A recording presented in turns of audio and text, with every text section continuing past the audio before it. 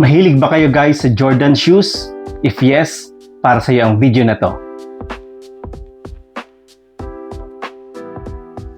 Mga kabatang Indiana Kicks, welcome back to my channel. Ngayon, pag-uusapan natin ang isa sa pinaka-iconic Jordan shoes, ang Jordan Retro 11 Low.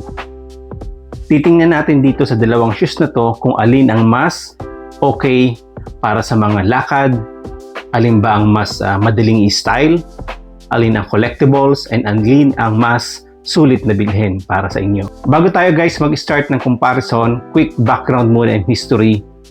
Ang Jordan 11 ay nirelease noong 1995 at dinisign ito ni Tinker Hatfield. Very memorable guys ang Jordan 11 dahil ito yung ginamit ni Jordan nung bumalik siya sa paglalaro sa NBA. Alam niyo naman guys, nagretiro si Jordan for 2 years ata yon, and then nagbumalik siya ulit sa NBA para maglaro. Yung design guys ng Jordan 11 ay very iconic kasi mapapansin nyo sa ibaba ng shoes na yon andun ang leather part at marami na rin siyang color combinations na lumalabas. Pero sa video na to guys, i-compare natin ang pinakasikat na colorway which is ang bread, ang black and red, and then ang blue which is the Jordan 11 UNC. Unahin natin guys ang bread. Ang ibig sabihin ng bread ay black and red kung saan bagay sa kulay ng Chicago Bulls. Ginamit ito ni Jordan noong 1996 during NBA season. At kung napanood nyo guys yung isa sa video ko, ang bread ay isa sa pinaka-paboritong Jordan collection ko. So ito guys, ito ang bread, yung black and red. Alam ko guys sa Pilipinas, kahit dito sa US, sikat na sikat ang model na to. Very iconic yung color niya at very simple, hindi mahirap bagayan. Ito guys yung tinatawag natin na bread. Para sa akin guys, ito yung pinaka-favorite kong color combination ng Jordan 11. So kung agree kayo guys, please comment na lang sa comment section. Ito naman guys ang UNC version. Ito yung kulay ng shoes based doon sa color ng college ni MJ sa UNC. So ito siya guys, blue and white. Very clean din guys ang pagkaka-design nito. As usual, leather itong part na to, ito, and then leather portion din yung white. Very iconic din guys ang design na to. Para sa akin, ang linis siyang tingnan. Almost same doon sa bread.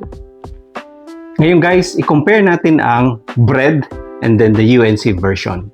Kung makikita nyo guys, sa box pa lang, medyo classic ang box ng bread. Sa UNC guys, medyo modern approach na siya. At dito nyo makikita yung parang mukha ni Jordan sa box niya. Sa bread guys, napaka-simple lang ang design. Normal Nike logo lang.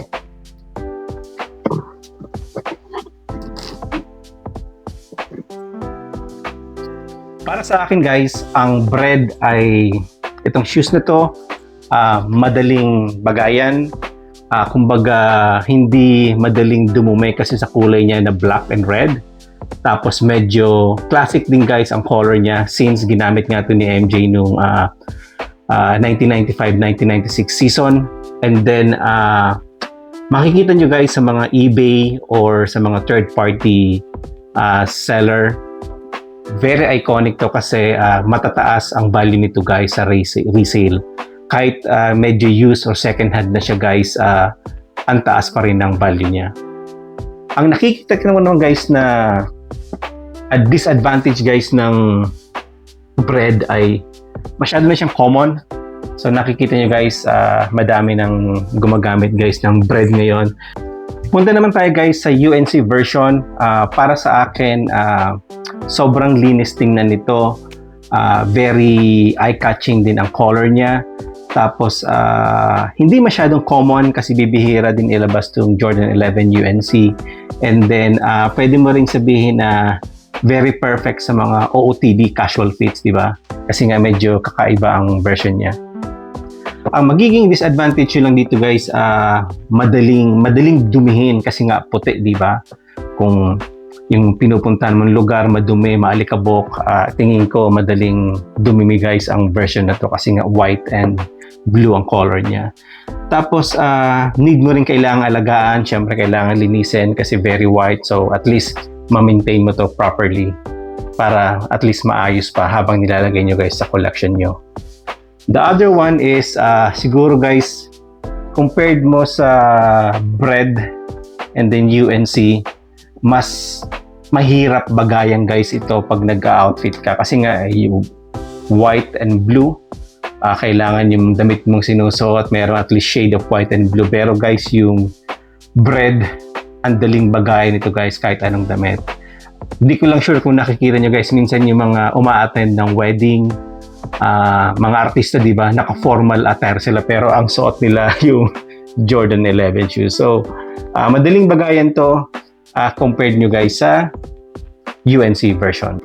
So guys, kung nag-i-enjoy ka sa mga video na ganito na about sneakers, Jordan collection, please consider subscribing to my YouTube channel guys. Nag-uumpisa pa lang ako, hopefully matulungan nyo akong mag-grow ang channel ko.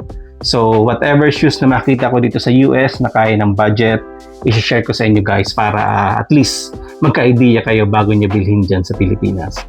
Regarding naman guys sa attention, yung bread, bibihira ang mapansin to kasi syempre laging nakikita ng mga tao, so hindi nag-aanong napapansin pag sinusuot mo. Pero I bet itong UNC, once na sinuot mo to, madaming makakapansin kasi bibihira ang gumagamit or bumibili guys ng UNC. Alam ko ni-release to like 10 years ago, like 2017, so medyo rare ang color guys na UNC, kaya pag sinuot mo to, pansin na pansin to. So guys, quick summary na lang para bago mag-end ang video natin. Yung bread, very classic and sporty ang style niya. Yung UNC naman, very clean and modern kung titingnan mo. Collectibility, ayun tama, collectibility guys. Ito very collectible din. Same thing ng UNC guys, pareha silang collectible. So makikita nyo guys sa mga eBay or reseller, mabenta pa rin guys ang version nito. I think anything na Jordan 11, collectible siya guys pag makikita nyo. Kung ako papipiliin mo guys, mahirap mag-decide. Kung gusto mo ng collector item version, pipiliin mo yung bread. Pero kung gusto mo naman yung design and medyo freshness, pipiliin nyo guys yung UNC Blue. Pero sa akin talaga guys, sa lahat ng Jordan release version, Jordan 11 ang pinaka-favorite ko. Mapaano ang kulay man po yan. So mga kabatang Indiana Kicks, kung kayo tatanungin, team bread ba kayo or team UNC? So guys, comment na lang sa comment section kung alin ang mas gusto nyong dagdag sa collection nyo or alin ang mas gusto nyong isuot guys. So again guys, maraming salamat sa pag-stay hanggang sa end of video. Again, this is Batang Indiana Kicks. Hopefully, masuportahan niyo ako sa channel ko, and then kita-kits tayo sa next video ko. Thank you guys, ingat kayo lagi.